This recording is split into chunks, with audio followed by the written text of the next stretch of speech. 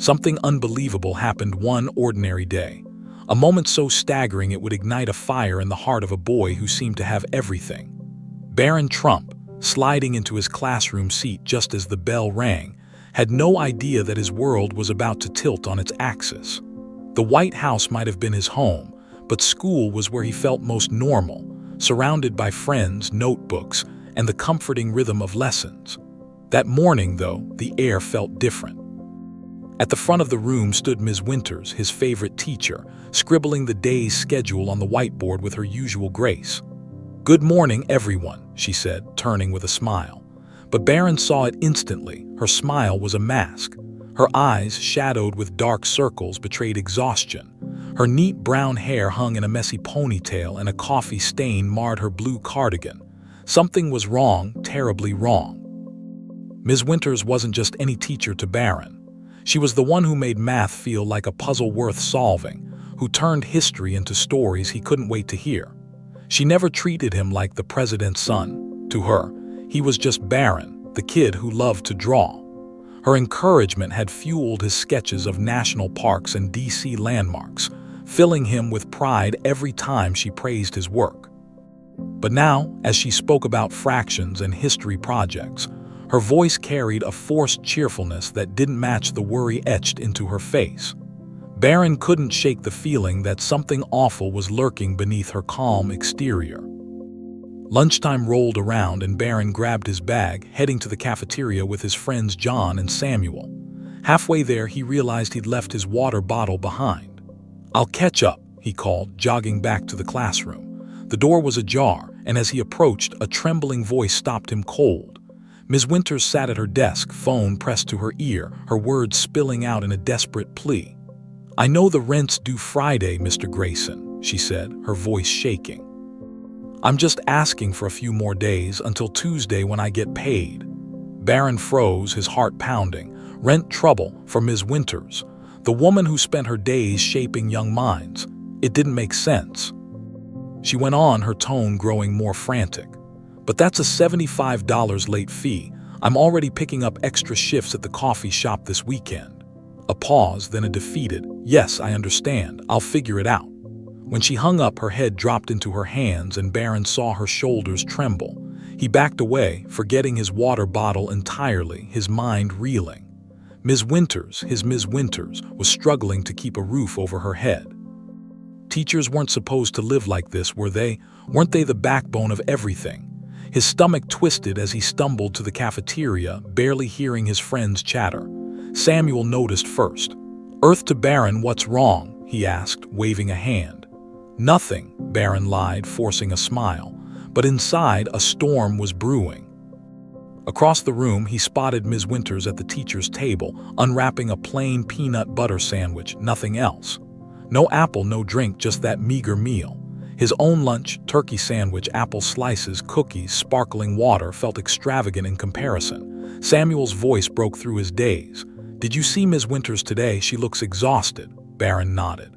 "Yeah, my mom says teachers don't get paid enough, especially here in DC." The words hit hard. DC, the city of power and monuments, was failing someone as vital as Ms. Winters.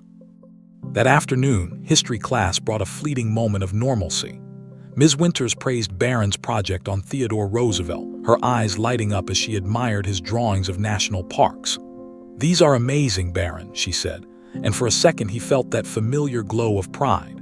But then he noticed a tear in her cardigan sleeve, hastily stitched, and the glow faded. On the bus ride home, staring out the window at apartment buildings blurring past, he wondered which one was hers. How much was her rent?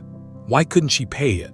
The Secret Service car trailed behind, a reminder of his own privilege, but all he could think about was her tired eyes.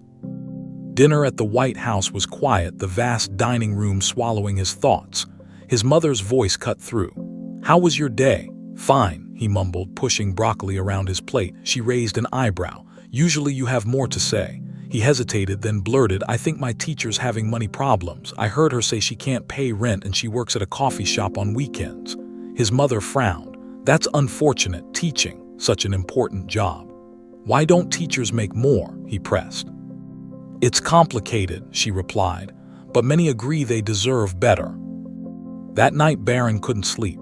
The image of Ms. Winters with her head in her hands haunted him.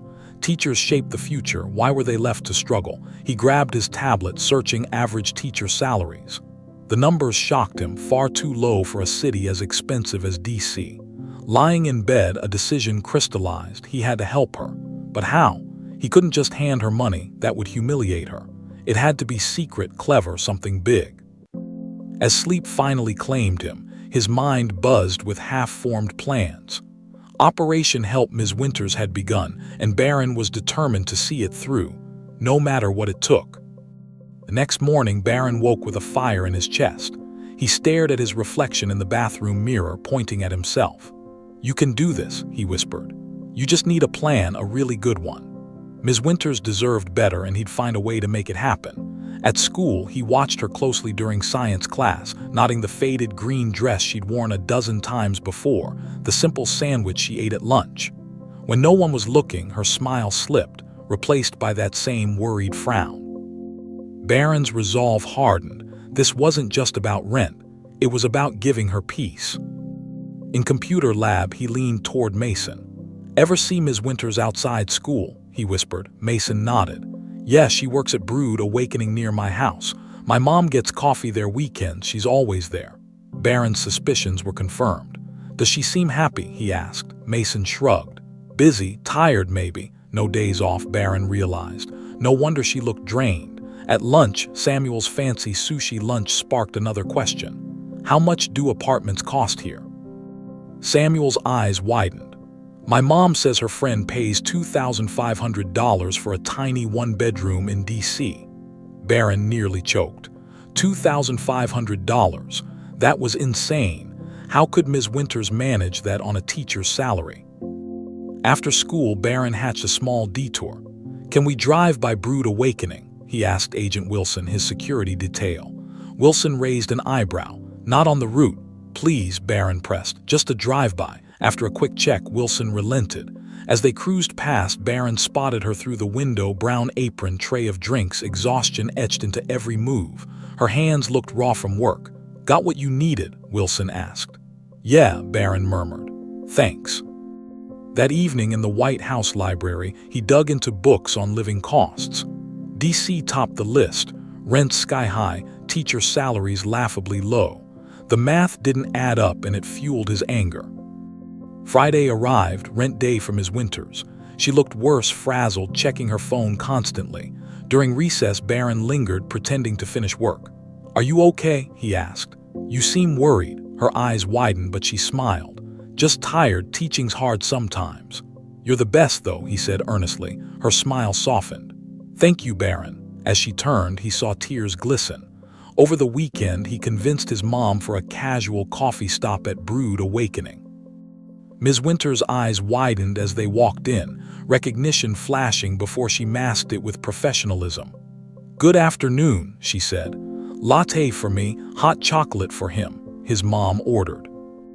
Barron watched Ms. Winters hustle, red hands, forced smiles, patience with a rude customer. "She's hardworking," his mom noted. "Yeah," Barron said, "but she shouldn't need two jobs," his mom sighed. "No, she shouldn't." Monday brought new determination. In art class, Mr. Reed praised his painting of the Washington Monument at sunset. "You could sell this someday," he said. Barron froze. Sell his art. A spark ignited. That night, unable to sleep, he grabbed his sketchbook, listing facts. Ms. Winters can't afford rent. She's too proud for handouts. Mr. Reed thinks my art's good. Flipping through drawings, DC landmarks, White House gardens, he wondered, could this be it? Sketching the Lincoln Memorial, an idea clicked. What if he sold a series of DC artwork and funneled the money to her secretly? Maybe through a teacher fund. He scribbled a plan. Create art, sell it, fund teachers, help Ms. Winters anonymously. It was big, risky, but possible. He'd need help, adults, friends, time, but hope surged. His talent, once just a hobby, could be her lifeline. By morning, he'd started a cherry blossom painting, determination driving every brushstroke. At breakfast, his mom noticed paint smudges. "Busy already. Working on a project, DC through my eyes," he said, half true. At school, he tested the waters with Mr. Reed. How would someone sell art? He asked. Galleries, fairs, online, Reed replied. Why? Just curious, Barron said. I've got DC landscapes, could you look at them? I'd love to, I know gallery owners. Barron's pulse raced, this was real now. That night he painted the Washington Monument reflected in the pool, gold ripples glowing. It was his best yet. This will work, he told himself, cleaning brushes. It has to. He added to his plan, check for a school teacher fund. Tomorrow he'd rally help. At 13, he was tackling something huge, but Ms. Winters believed in him. Now he'd believe in himself. Barron's plan was no longer a whisper in his mind. It was a living, breathing mission, and he couldn't do it alone. Before school, he cornered Samuel by the lockers. I need your help, something big, secret, he said. Samuel's eyes sparkled. I'm in. It's about Ms. Winters, Barron explained. She can't pay rent. I want to sell my art to help her without her knowing. Samuel's grin faded. That's serious. How? Your mom works at Oakleaf Gallery, right? Could she help me sell? She loves young artists, I'll ask, Samuel promised. In class, Barron's mind raced while Ms. Winters taught about the Civil War. After school, he found Mr. Reed cleaning brushes. I'm doing DC landscapes, can you help me sell them? He asked. Why? Reed probed. To support teachers, Barron said, skirting the full truth. Reed smiled, thoughtful. I know gallery owners and there's a student art fair next month. Bring pieces tomorrow. Relief flooded Barron, he had an ally. That night, he faced his toughest hurdle, his parents. In his mom's office, he took a breath. Remember Ms. Winters' money troubles. I want to sell my art, start a teacher fund. She listened, then paused. I'm proud of you, Barron, but our family name complicates things. If people know it's you, it could embarrass her. His heart sank. So I can't. We'll be discreet, she said. Use just Barron on the art, route funds through the school, Hope flared. You'll help? Yes, it's wonderful. Next day, Samuel grinned at lunch. Mom says yes. Bring art to our house Saturday. She's got a young artist show in 3 weeks. Barron high-fived him. After school, Mr. Reed scrolled through photos of Barron's work. These are good, cherry blossoms especially. People will buy them. He offered supplies, canvas, paints. Make them professional. Saturday dawned bright. Barron picked 5 paintings: Lincoln Memorial, Washington Monument, cherry blossoms, Capitol, White House gardens, wrapping them nervously. What if she doesn't like them? He asked his mom. She will, she assured. At Samuel, Mrs. Chen studied each piece over her red glasses. Impressive color, emotion, unique views. Tourists and locals will love these. Barron beamed. Can he join the show? Samuel asked. Yes, with 3 more paintings, she said. List him as Barron. Perfect, he thought, his mom's plan in action. For 2 weeks, Barron turned his room into a studio, painting tirelessly. Vietnam Veterans Memorial, National Mall at twilight. Mr. Reed guided him, teaching brush techniques, color mixing. Your work's got emotion, Reed said. That's what sells. Barron watched Ms. Winters too, some days brighter, others strained. He overheard her mention cheaper apartments far away, spurring him faster. Samuel and Mason helped pick pieces, Mason marveling. This is cool, why hide it? Dignity, Samuel said. She can't know. 3 days before the show, Barron and his mom chose 8 paintings.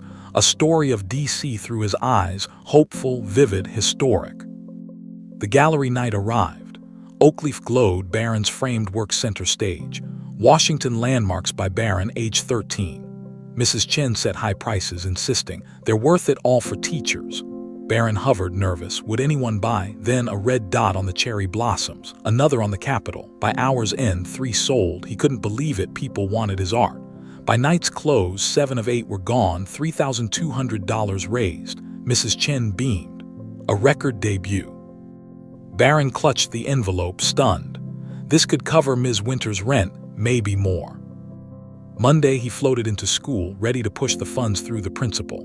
But in the hallway, he overheard Ms. Winters upset. My gallery shows postponed 2 months. My photography was my deposit money. She was a photographer, he hadn't known. Her own art stalled, her housing still at risk. His triumph dimmed, she needed help now, not later. At lunch, he rallied Samuel and Mason. She's still in trouble, might move to Baltimore. Your art sold big, Samuel said. Can't we use it? Not fast enough, Barron replied. He stormed to Principal Garcia's office. "I've got money for the teacher fund. Can it help Ms. Winters with housing?" "She's in a meeting," Mrs. Thompson said. "Come tomorrow." That night, painting the Kennedy Center, he spilled black paint, ruining it. "No," he cried, frustration boiling. His mom found him. "What's wrong?" "It's ruined and Ms. Winters' show fell through." "What if we're too late?" "Plans adjust," she said. "We'll figure it out." Next morning, Principal Garcia listened. "The fund for emergencies, not usually housing, but we could bend rules for Ms. Winters." Relief surged, but then he overheard Ms. Winters. "I've got 30 days to move, maybe Baltimore." Time was slipping. His plan needed speed and a miracle. The clock was ticking louder than ever, each second a hammer against Barron Trump's resolve. Ms. Winters' words echoed in his mind.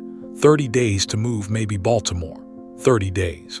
That was all he had to turn his chaotic, sprawling plan into something real, something that could save her from a life uprooted. The school hallway buzzed with the usual chaos, lockers slamming, laughter ricocheting. But Barron moved through it like a ghost, his thoughts a whirlwind of numbers and possibilities. Over $3,200 from the gallery show burned a hole in his conscience, but it wasn't enough. Not yet, not fast enough. He needed more, and he needed it now.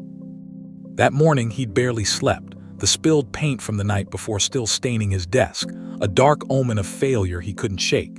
His mother's words, "We'll adjust," rang hollow as he replayed Ms. Winters' tired voice, her quiet despair about moving to Baltimore. An hour's commute by train, a new job hunt, leaving the school she loved, it was unthinkable. She was more than a teacher. She was the heartbeat of his classroom, the one who saw him for who he was, not what his last name implied. He couldn't let her slip away. At lunch, he huddled with Samuel and Mason in a corner of the cafeteria, their trays untouched as urgency took precedence over hunger. "We need a faster way," Barron said, his voice low but fierce. "The school fund's too slow. She's apartment hunting this weekend." Samuel leaned in, apple in hand. "What if we sell your art online? My cousin makes bank with digital designs. People pay instantly." Barron frowned. "Mine are paintings, not files." Mason's eyes lit up. "Prints, dude. High-quality photos of your stuff people order online. We print 'em fast. My sister Zoe can build a website. She's a tech geek." The idea hit Barron like a lightning bolt: speed, scale, reach. "That could work," he said, his pulse quickening. "But how do we get the money to Ms. Winters without her knowing?" Samuel chewed thoughtfully. "A school fundraiser, art show here, not some fancy gallery. Sell prints, get other kids involved, say it's for teacher housing." Barron snapped his fingers. "Yes, Mr. Reed would help. He's all about art for causes." The plan shifted, grew, took on a life of its own. An online shop for prints, a school event for momentum, two fronts to fight the same battle. He could almost see it. Ms. Winters staying, smiling, free of that crushing weight. After lunch, Barron tracked down Mr. Reed in the art room, paint cans clattering as the teacher organized supplies. "I've got an idea," Barron said, breathless. "A school art show raising money for teacher housing. Can we do it?" Reed paused, intrigued. "That's ambitious. Needs Garcia's approval, but with volunteers, maybe 2 weeks. I'd coordinate the artists." 2 weeks within Ms. Winters' 30-day window, it could work. And Barron added, "What about selling prints online?" Reed grinned. "My partner's a web designer, specializes in artist sites. I'll ask." Barron's hope soared, pieces falling into place like a puzzle he'd been desperate to solve. By day's end, the plan solidified. Principal Garcia greenlit the show as a housing initiative fundraiser, no specific teacher named, keeping Ms. Winters' dignity intact. Zoe agreed to build a site, Samuel's mom offered gallery scanners for prints, and Mr. Reed rallied student artists. That night, Barron and his mom set up DC Through Young Eyes, uploading his landmark paintings. "Prints sell faster, reach more people," she said, clicking through images. Orders trickled in, parents, teachers, then surged as word spread. Barron watched, stunned, as dollars piled up, each one a lifeline he could throw to Ms. Winters. A week later, prepping for the show, Ms. Winters walked into the art room. Barron froze, brush midair as she spoke to Mr. Reed. "I hear you're doing a housing fundraiser. Wonderful. I'm a photographer. Can I add prints?" Reed glanced at Barron. "The more the better," she smiled at Barron. Thoughtful idea, I'm impressed. His stomach churned. She was joining the effort to save herself, oblivious to his role. It was perfect and terrifying. What if she pieced it together? The night of the show arrived, the gymnasium transformed. Panels of student art, soft lights, a hum of anticipation. Barron's prints glowed center stage, originals beside them, a sign reading featured artist, Barron, age 13. His parents arrived, his dad a rare presence, security discreet but watchful. Professional, his father noted. Samuel's mom helped, Barron said, nerves jangling. Would anyone come? Would it be enough? At 6:30, the crowd poured in, parents, teachers, locals drawn by a newsletter blurb. Barron hovered near his display, heart pounding as people lingered, murmured, bought. A cherry blossom print sold, then the capital, red dots multiplying like stars. Ms. Winters arrived, portfolio in hand, her blue dress a stark contrast to her usual weary cardigans. Her black and white photos, DC's unsung heroes, drew gasps and sales. Barron watched, torn. Her art was saving her too, but not fast enough. At 7:30, Principal Garcia's voice rang out. Welcome to our first art show for housing initiatives.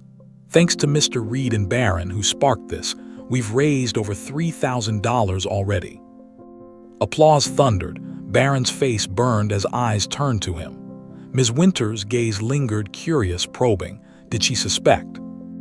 A reporter, Jasmine Taylor, cornered him. What inspired this? She asked, recorder on. Teachers matter, they shouldn't struggle with housing, he said, dodging specifics. A moment that clicked, she pressed. I just noticed, he faltered, praying she wouldn't dig deeper. By 9:00, $5,000 raised, prints flying, orders stacking online. Mr. Reed whispered, this is huge, Barron. Cleaning up, Barron glimpsed Ms. Winters laughing, a rare, real joy. He dared to hope, maybe, just maybe, this was working. But next morning his phone buzzed. Samuel, you're famous. A news article. Young artist raises thousands, quoted him, spotlighting his cause. Barron's stomach dropped. Attention was good for funds, but bad for secrets.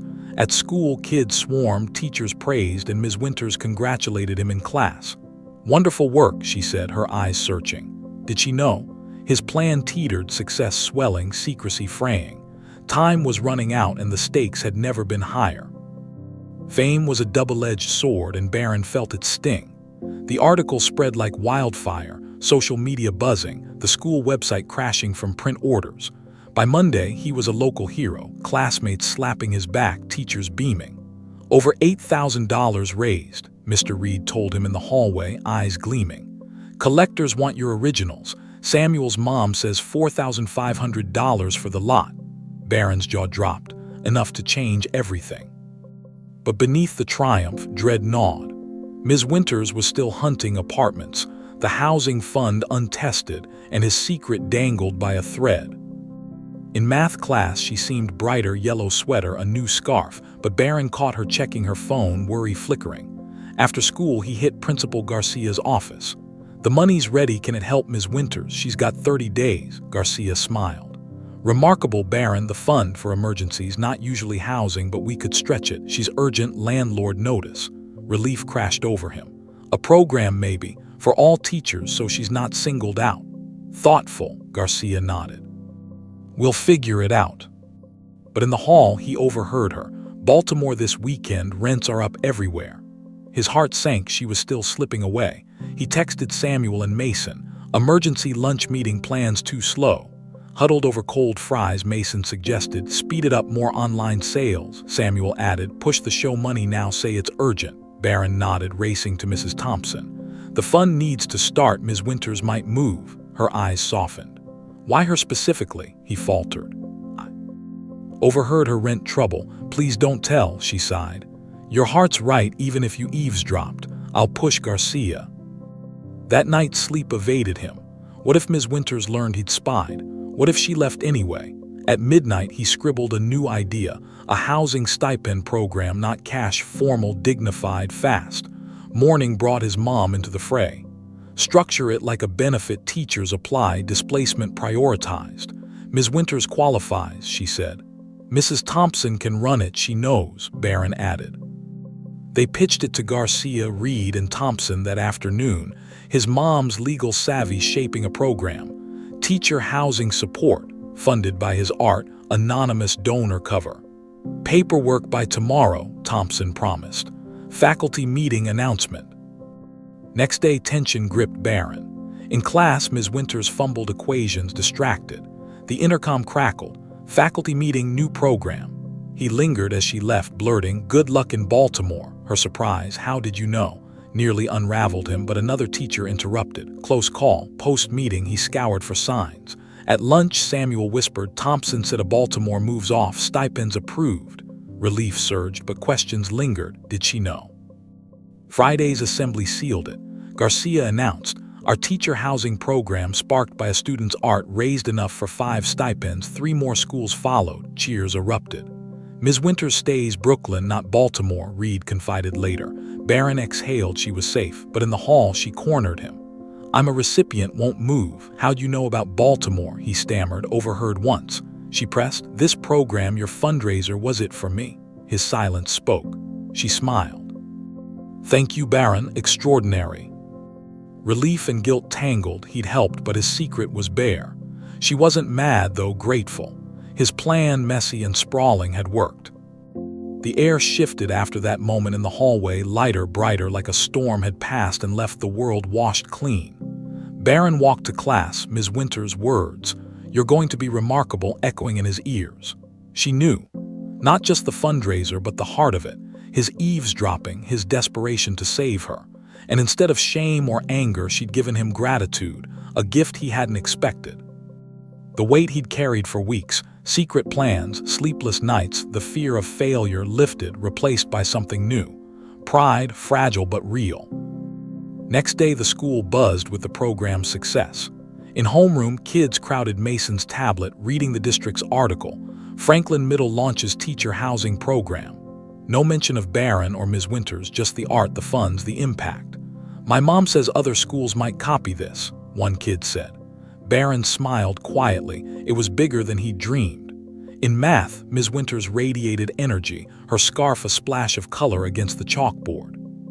She caught his eye once, a knowing nod passing between them, and he knew she'd applied, been approved, stayed. Brooklyn, not Baltimore. 20 minutes by bus. Close enough to keep teaching, keep inspiring. At lunch, Samuel and Mason dissected the win. Over $12,000 total, collectors, prints, donations, Samuel reported. 5 teachers helped Ms. Winters first. Mason grinned. "You're a legend, man." Barron shook his head. "It's not about me, it's her, them." After school, Mr. Reed pulled him aside during art. "Program's a hit. Ms. Winters canceled Baltimore. She's thrilled." Barron's brush stilled. "She deserves it." Reed nodded. "You gave her that and more." The assembly that week was electric. Principal Garcia stood tall. "Our student-led fundraiser birthed a program, 5 stipends, 3 schools inspired, district-wide talks underway." The gym roared. "One student saw a need," she added, glancing at Barron without nomming him. "That's education's power." As kids cheered, Ms. Winters approached post-assembly. "You made a difference, not just for me," she said. "I thought you'd be embarrassed," he admitted. "Touched," she corrected. "You're remarkable, Barron." Days later, her assignment, write about someone who made a difference, felt personal. He wrote about her, unnamed, a teacher who inspired, struggled, stayed. Their eyes met as he turned it in. Her smile said she understood. The story didn't end there. News spread, Washington Post, local TV calling him the kid who changed D.C. schools. Orders flooded D.C. through young eyes, pushing funds to $20,000. Other districts called Garcia, eager to replicate. Teachers wrote thank yous, anonymous but heartfelt, piling up in Barron's locker. One evening, painting the tidal basin, he reflected. It started with a phone call he shouldn't have heard, Ms. Winters' plea, her breaking voice. Guilt had driven him, then purpose. He'd rallied friends, teachers, family, Samuel's enthusiasm, Mason's tech, Reed's guidance, his mom's wisdom. From a sketchbook to a movement, he'd built something lasting. Ms. Winters thrived, no coffee shop shifts, a Brooklyn apartment, her photography blooming. Other teachers followed, relief from long commutes, rent burdens eased. Months later, a letter arrived, no sender, just a photo. Ms. Winters at a gallery, her black and white prints framed, a crowd admiring. On back a note, "Because of you I'm here, keep shining." Barron tucked it in his sketchbook next to his first Lincoln Memorial drawing, the spark. He wanted to save one person. He'd ignited a revolution. DC's teachers stood taller, schools shifted, and a boy who loved to draw proved compassion could redraw the world, one stroke at a time. If you enjoyed this story, check out another video with an even more amazing tale. There's always something exciting waiting for you on our channel. And don't forget, more wonderful stories are coming soon. Hit the subscribe button so you won't miss out on any of our upcoming adventures.